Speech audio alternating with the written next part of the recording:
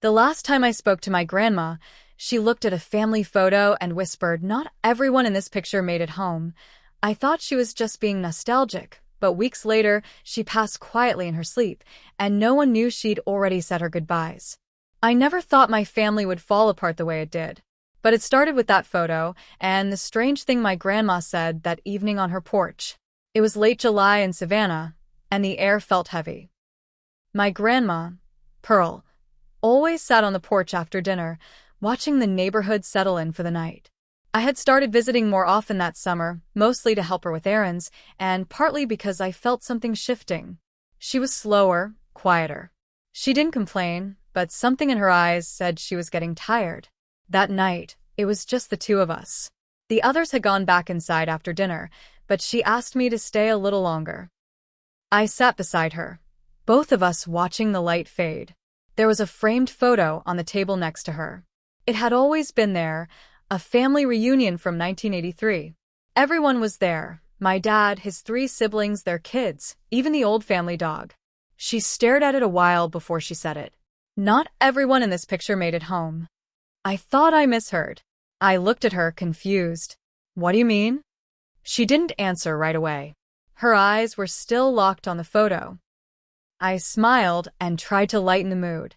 "We're all still kicking, Grandma." She gave a weak smile, but said nothing more. I remember the way she reached out and touched the frame, almost like she was saying goodbye. 3 weeks later, she passed in her sleep. Peacefully. Quietly. The way she would have wanted. No hospital, no machines.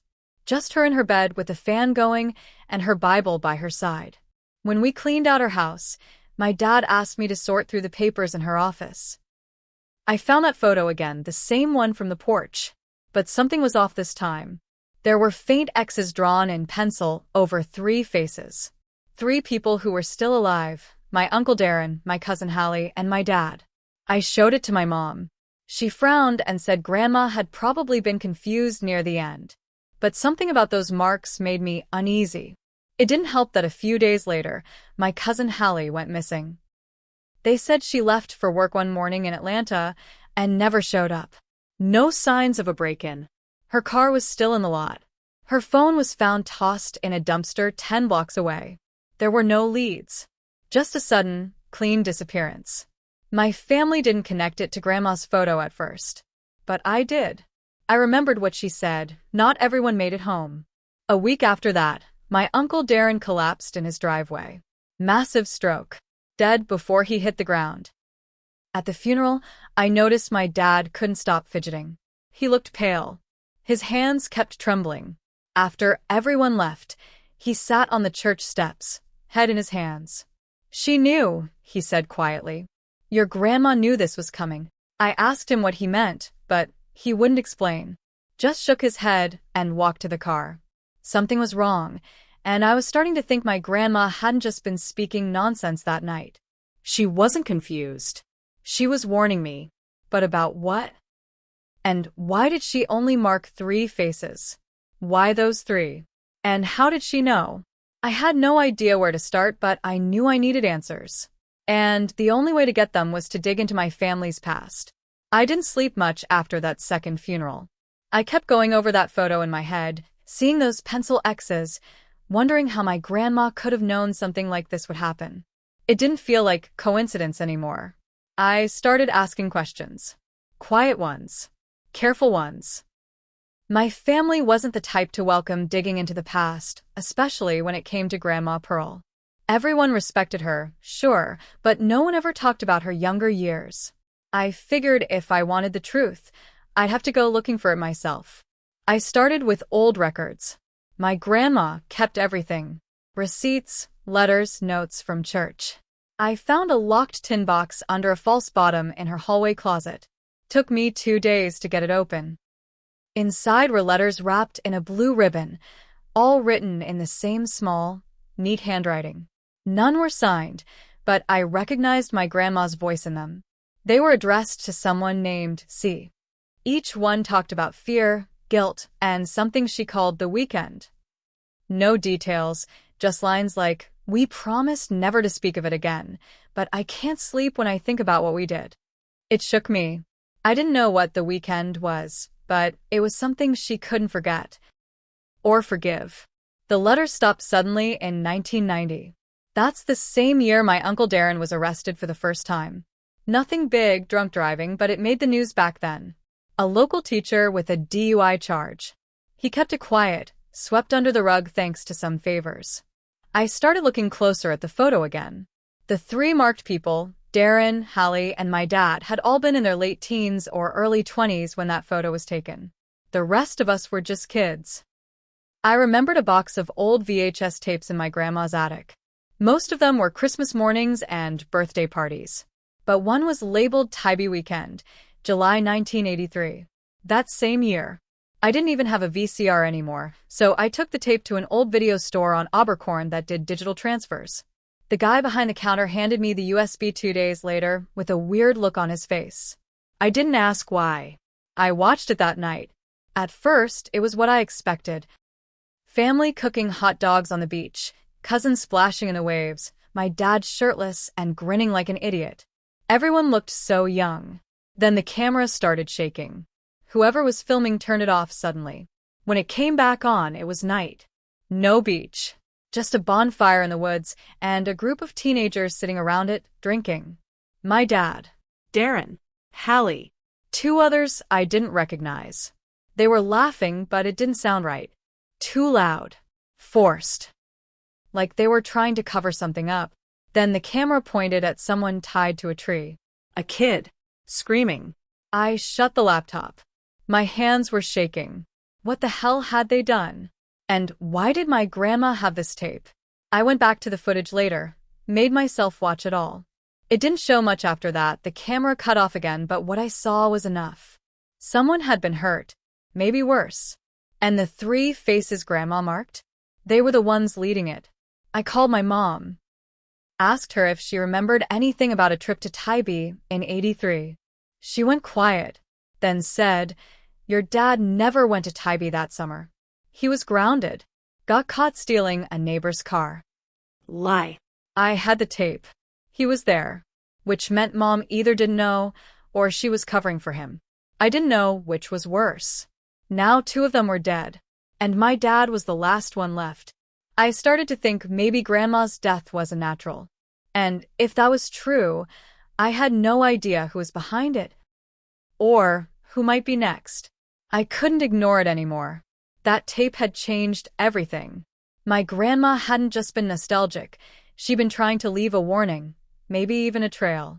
She knew what was coming, and she knew who it was coming for. I didn't know who to trust, so I kept quiet. I started watching my dad closely. He seemed different lately, tense, like he was waiting for something. He drank more.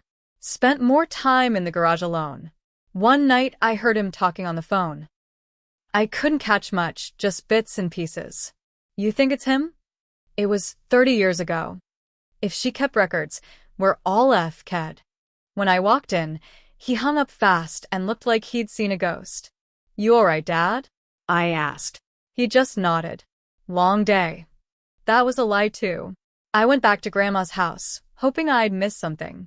In her bedroom closet, tucked behind old quilts, I found a journal. Not a diary exactly.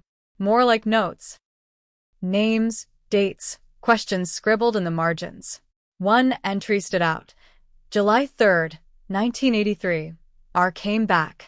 Said he'd keep quiet as long as they paid. But Darren wants him gone. He said we'd all hang if it came out. Ed. I looked through the old family tree Grandma had framed in the hallway. No one with an R. But when I checked the full name list in the back, there it was.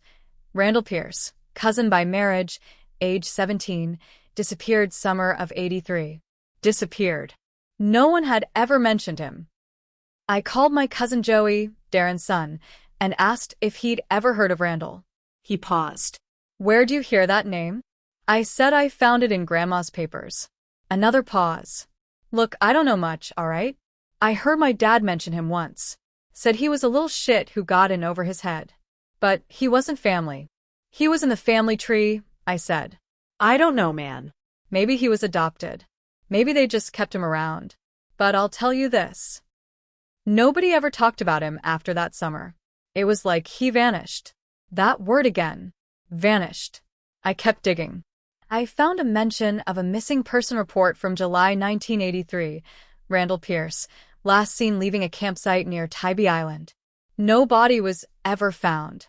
Case went cold. But the tape. I rewatched the part near the end.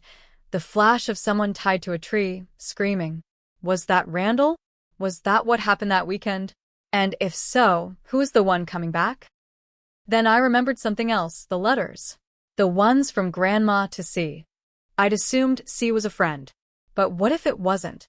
What if C was a warning too? A name? I pulled out the letters again. One of them mentioned, C was always the quiet one, but he saw everything. If he ever opens his mouth, if C saw everything, then C might still be alive. And he might know the truth. I didn't sleep that night. I stayed up, reading every paper Grandma left behind. Then I found it.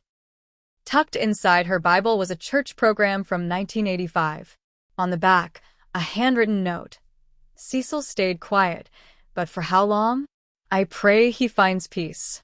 I pray he forgives me. Cecil. That name rang a bell. He used to mow Grandma's lawn. Lived 2 houses down. Always kept to himself. I hadn't seen him in years. I went to his house the next day. Knocked. Waited. No answer. The place looked abandoned. I asked the neighbor across the street. Cecil, she said. He passed years ago. But his son still comes by to check the place. What's his name? Mark. Mark Pierce. Another Pierce. Another tie to Randall? I didn't know what I was stepping into, but it was deeper than I ever imagined. Whatever happened in 1983 didn't stay buried. And someone was making sure those responsible paid the price. I found Mark Pierce 2 days later. He worked at a car part shop off Bay Street. I waited until he was alone behind the counter. He didn't look surprised when I said my name. Didn't even blink when I mentioned my grandma. You're Pearl's grandson, he said. I figured someone would come looking eventually. What do you mean? He leaned against the counter. I know why you're here. You want to know what happened to Randall. I nodded. He motioned for me to follow him to the back. We sat on 2 crates in the dusty break room. My dad, Cecil, was Randall's older brother, Mark said. They were close. But Randall got mixed up with your dad and his friends. That summer at Tybee, Randall came home bloody, scared out of his mind. Said they did something, said he couldn't let it go. What did they do? Mark's face went tight. They made him run. Stripped him, beat him, tied him to a tree for hours. It was a joke, they said. But then one of them, I think it was Darren, got scared Randall would tell someone. So they left him out there. Alone. Night fell. Storm came in. Randall tried to get back. He never made it. I felt sick. Your grandma found out later. Cecil told her. She begged him not to go to the police. Said it would ruin the family. Why would he listen to her? Because she promised justice. Her way. I couldn't speak. I felt like the floor had dropped out from under me. She kept tabs on them for years, Mark said. Darren. Hallie. Your dad. The guilt ate her up. But she never let it go. Then why not do something sooner? She was waiting for the right time. When Randall's remains were finally found last year, some hikers found bones near the old trail by Tybee. That was it for her. The truth was out. And she knew someone else was already on the path. What do you mean, someone else?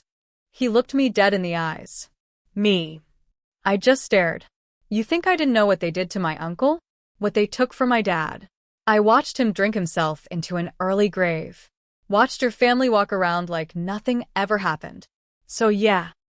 When your cousin went missing, that was me. And when Darren dropped dead, not natural. My throat went dry. And now it's your dad's turn, he said calmly. You can't do this, I said, standing up. It's over. Let it be over. Mark stood too. Over? He watched it happen. He laughed. He covered it up. If I don't finish this, Randall stays in that dirt. I grabbed his arm. He's my dad. Mark pulled away. Then he should have thought about that before he left a kid to die. I ran out. Drove home. My hands shook the whole way. When I got there, my dad was in the garage like always. I told him everything. Showed him the tape. Told him Mark was coming. He didn't deny any of it. He just sat down, looked at the floor, and said, "I thought we were just messing around. I didn't know it would end like that." But you didn't stop it, I said. "No," he said. "I didn't." That night, my dad left. Said he needed air. Never came back. They found his body 2 days later, just outside Tybee, in the same woods where Randall's bones had been found. He'd been poisoned. No suspects. No evidence. Just like the others. At the next family gathering, the photo was gone from Grandma's house. I never saw it again. Mark moved away. Disappeared. No one's seen him since. I still visit Grandma's grave. Sometimes I wonder if she knew how far this would go. If she knew what she set in motion by drawing those X's. Maybe she did. Maybe it was her way of making sure they paid. Even me in a way. Because I carry the name. And that's a weight I'll never be able to drop.